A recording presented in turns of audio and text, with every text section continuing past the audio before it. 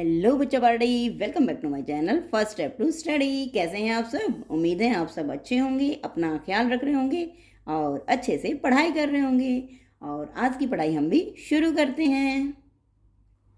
तो बच्चों, आज हम करेंगे शब्द जो एक और आधार पर है। शब्द क्या होते हैं, हम ये सब कर रहे हैं। शब्द क्या होते हैं, कैसे बनते हैं और शब्द कौन कौन से होते हैं और ये किन किन आधार पर हम इन्हें बांटते हैं। हम इन्हें 4 आधार पर बांटते हैं: अर्थ के आधार पर, रचना के आधार पर, उत्पत्ति और स्रोत के आधार पर और परिवर्तन और रूपांतरण के आधार पर।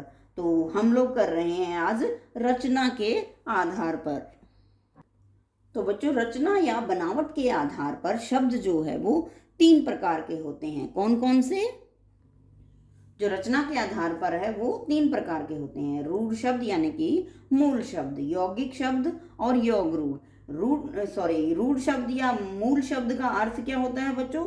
वे शब्द जिसके सार्थक खंड नहीं हो सकते, यानी कि जिनको हम अलग अलग करते हैं तो उनका जो अर्थ है वो नहीं निकलता है। और यौगिक शब्द किसे कहते हैं? वे शब्द जिनके सार्थक खंड जो है वो किए जा सकते हैं, यानी कि जब हम उन्हें 2 विभिन्न खंडों में विभाजित करेंगे या अलग अलग बांटेंगे तो उन दोनों ही शब्दों का सार्थक अर्थ जो है वो निकलेगा। और योगरूढ़ शब्द क्या होते हैं? वे शब्द जो 2 या 2 से अधिक शब्दों के योग से, यानी कि 2 या 2 से अधिक शब्द जो है उनसे मिलने से बनेंगे, लेकिन वह अपना सामान्य जो अर्थ है, वो जो उसका एक्चुअल जो अर्थ बनता है, मीनिंग जो बनता है, वो न बताकर किसी विशेष अर्थ को स्पष्ट कर देंगे, यानी कि एक अलग ही मतलब जो है वो निकाल देंगे। तो वो क्या हुए? योगरूढ़ शब्द। आइए अब हम लोग क्या करेंगे, इन सभी को अलग अलग तरीके से इनकी डेफिनेशंस देखते हैं तो आपको क्लियर होगा। तो रूढ़ शब्द की जो है वो परिभाषा देखिए बच्चों। वे शब्द जो निश्चित अर्थ में होते हैं परंतु उनको अलग करने पर कोई अर्थ नहीं निकलता, यानी कि जब हम उनके खंड करते हैं, जब हम उनको विभाजित करते हैं तो उनका जो है अलग करने पर अर्थ जो है, मीनिंग जो है वो नहीं निकलता है। उन्हें क्या कहते हैं? रूढ़ शब्द कहते हैं। जैसे देखो बच्चों, मैंने लिखा घर। अब घर को आप अलग अलग करके देखिए, एक शब्द को अलग अलग करके देखोगे तो उनका जो दोनों ही जो वर्ड बने हैं, उनका जो ये वर्ण है वो क्या है कि कोई अर्थ नहीं देंगे। घ धन र, यानी घ जमा र, इन दोनों को घ एक अलग वर्ण है और र एक अलग वर्ण है, तो इन दोनों का जो र का और घ का जो मीनिंग है वो कुछ नहीं बनता है। तो ये क्या हुआ? अपना रूढ़ शब्द। दूसरा है कमल। अब इसको भी अलग करके देखिए। क जमा म जमा ल, तो क म ल। तो कमल का भी जो है अलग अलग लिखने में तीनों ही वर्णों का कोई जो मीनिंग है, वो अर्थ जो है वो नहीं निकल रहा है। तो ये क्या है? एक रूढ़ शब्द है। जैसे एक और देखिए, पानी। जो पानी शब्द है वो एक मीनिंग है, बट पा प्लस नी, पा धन नी, इसका कोई अर्थ नहीं है। तो फिर ये हमारा क्या हुआ?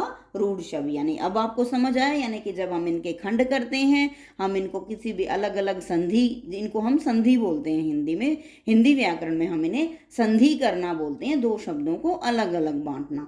तो इनको अगर हम बांट रहे हैं तो इनका अर्थ जो है वो नहीं निकल रहा है। इट मीन्स दीज आर रूढ़ शब्द। तो आपको क्लियर हुआ कि रूढ़ शब्द कौन से होते हैं, यानी कि उनके सार्थक खंड जो है वो नहीं किए जाने पर, या फिर वे शब्द जो निश्चित अर्थ में होते हैं परंतु उनको अलग करने पर कोई भी अर्थ नहीं निकलता है। जैसे कुर्सी, मेज, माता, कलम, पुस्तक आदि, इनको अगर हम अलग करते हैं तो इनका मीनिंग जो है वो नहीं निकलता, लेकिन ये एक मीनिंग के साथ हैं। हमारा दूसरा शब्द कौन सा है? यौगिक शब्द। यौगिक शब्द कौन से होते हैं? वे शब्द जिनके सार्थक खंड किए जा सकते हैं, यानी कि जिनके टुकड़े जो हैं वो किए जा सकते हैं। परिभाषा देखिए बच्चों। यौगिक का जो शाब्दिक अर्थ जो होता है बच्चों, यानी वर्ड मीनिंग अगर हम कहेंगे तो उसका अर्थ क्या हुआ, उसका मीनिंग क्या हुआ, मिलाना, यानी कि उन दोनों को, जो दो शब्द हैं उनको मिलाना, उसका यौगिक का जो है वो शाब्दिक अर्थ है। यौगिक शब्द का अर्थ आपको पता लगा। और परिभाषा देखिए, जो शब्द दो या दो से अधिक शब्दों से मिलकर बने हों और शब्दों के सार्थक अर्थ निकलते हों, यानी कि जो शब्द जो है, जो वर्ड हमारे हैं, वो दो या दो से अधिक शब्दों से मिलकर, वर्ड से मिलकर बने हों, यानी कि उनको जोड़ा गया हो, और शब्दों के सार्थक अर्थ जो है, यानी कि दोनों के ही मीनिंग जो है वो निकलते हों। जैसे हमने रूढ़ शब्दों में क्या किया था, उनको जब हमने अलग किया तो उनका कोई अर्थ नहीं निकला, लेकिन यौगिक शब्दों में क्या है बच्चों, ये दोनों को जब हम अलग करते हैं तो दोनों का ही जो अर्थ जो है, जो मीनिंग है, वो दोनों ही शब्दों का अर्थ जो है वो निकलता है। तो क्या हो गया, वो यौगिक शब्द। एग्जाम्पल देखिए, जैसे मैंने शब्द लिखा है बच्चों पुस्तकालय। पुस्तकालय का मतलब होता है जहाँ किताब घर, यानी जहाँ बहुत सी किताबें जो हैं वो रखी जाती है, उसे हम क्या कहते हैं, पुस्तकालय। अब इसको हम अलग अलग करके देखते हैं। जैसे शब्द है पुस्तक जमा आल्य, पुस्तक धन आल्य, तो पुस्तक का क्या मतलब हुआ, बुक, और आल्य का मतलब क्या हुआ, घर। इन दोनों ही शब्दों का मीनिंग जो है वो निकल रहा है। पुस्तक को हम क्या कहेंगे, बुक, और आल्य को का क्या मतलब हुआ, घर, यानी कि दोनों ही शब्दों का यहाँ मीनिंग जो है वो निकल रहा है। तो अब हम इन्हें किस कैटेगरी में डालेंगे, यौगिक शब्द वाली में, ठीक है। और दूसरा देखिए, दूसरा जो शब्द मैंने लिया है बच्चों वो है विद्यार्थी। अब विद्यार्थी को भी हम संधि विच्छेद जो है, यानी कि इसको भी हम तोड़कर लिख सकते हैं। कैसे, विद्या प्लस अर्थी, विद्या धन अर्थी, इन दोनों ही शब्दों का भी मीनिंग जो है, अर्थ जो है वो निकल रहा है। तो ये क्या हुआ, हमारा यौगिक शब्द। अब तीसरा जो हमारा है वो है योग रूढ़ शब्द। आइए उसे देखते हैं। तीसरा हमारा है योग रूढ़ शब्द। अब ये योग रूढ़ शब्द क्या होते हैं बच्चों, वे शब्द जो दो या दो से अधिक शब्दों से तो बने हैं, परंतु ये अपना मूल अर्थ छोड़कर एक नया ही कोई अर्थ जो है वो बतला देते हैं शब्द का। कैसे, जरा देखिए।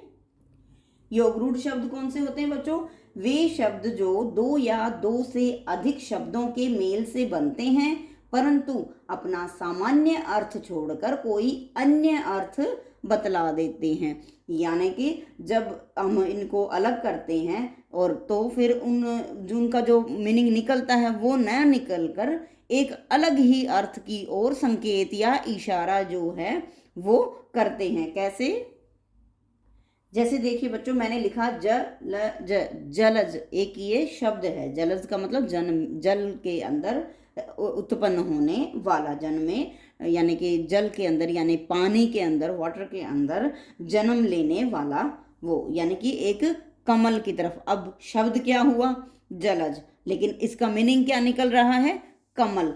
तो इसको तोड़कर देखिए, जलज का अर्थ क्या हुआ, जल घन, जलज, जल में जन्म लेने वाला, यानी कि जल यानी कि पानी में जन्म लेने वाला। तो इसका एक अलग ही अर्थ, जल में जन्म जो है वो कौन लेता है, हमें किसकी तरफ इशारा कर रहा है, कमल के फूल की तरफ।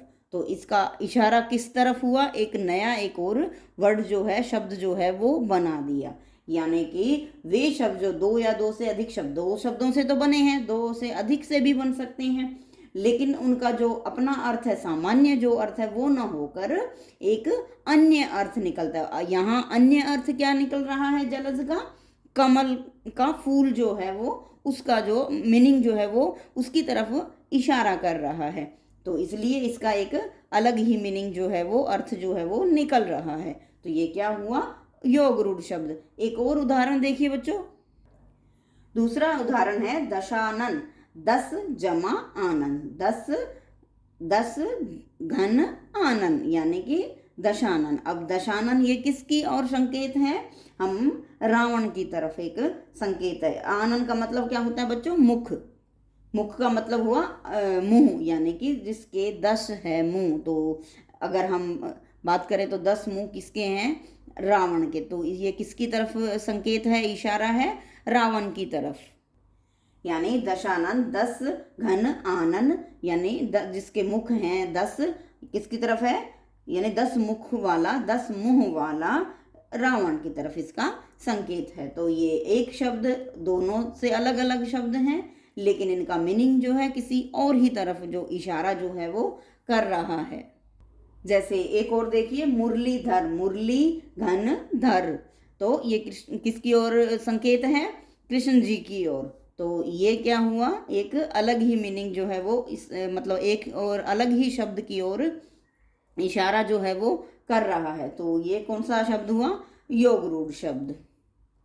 बच्चों, अब तो आपको क्लियर हुआ कि रचना बनावट के आधार पर जो है हम शब्द कितने प्रकार के होते हैं? 3 प्रकार के, रूढ़ शब्द, यौगिक शब्द और योग रूढ़ शब्द। रूढ़ वाले शब्द जो हैं वो कौन से होते हैं? यानी मूल शब्द, वह शब्द जिसके सार्थक खंड नहीं हो सकते हैं, यानी कि जब हम उनको अलग करते हैं तो उसका, जब हम उनके खंड करते हैं, उनको विभाजित करते हैं, तो उनके सार्थक खंड नहीं हो सकते, यानी कि उनका सार्थक जो मीनिंग है वो नहीं निकल सकता है। और यौगिक शब्द वे शब्द जिनके सार्थक खंड किए जा सकते हैं, यानी कि हम उन्हें 2 भागों में बांटते हैं तो दोनों ही शब्दों का अर्थ जो है वो निकलता हो। एंड योग रूढ़ शब्द किसे कहते हैं? वे शब्द जो 2 या 2 से अधिक शब्दों के योग से मिलकर बनते हैं, परंतु अपना सामान्य अर्थ छोड़कर कोई अन्य अर्थ ही बतलाते हैं। तो वो कौन से हुए? योग रूढ़ शब्द। आशा है आपको समझ आया होगा बच्चों, आपको क्लियर हुआ है ना? बच्चों, शब्द रचना के आधार पर आशा है आपको समझ आया होगा। मिलते हैं नेक्स्ट वीडियो में। Till then